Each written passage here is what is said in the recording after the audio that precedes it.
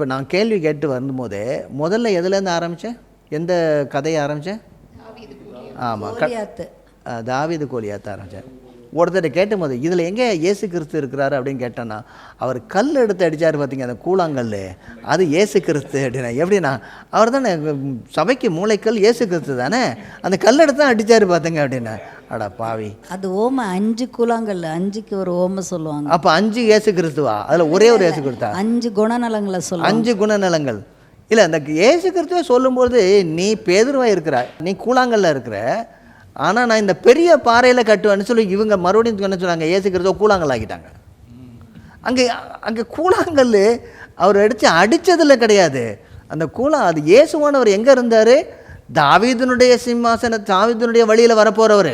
அதை கொண்டு வர்றது கிடையாது. யாருமே தாவீதுனுடைய வழியில் வரக்கூடிய இயேசு கிறிஸ்து அவருடைய மேசியா இயேசு கிறிஸ்து அப்படின்னு கொண்டு வர கிடையாது. அந்த 5 கல்லாம் எடுத்து குமா குமாக்கே மாறா அப்படின்பாங்க. ஹிந்தி பாட்டு அப்படிதான்.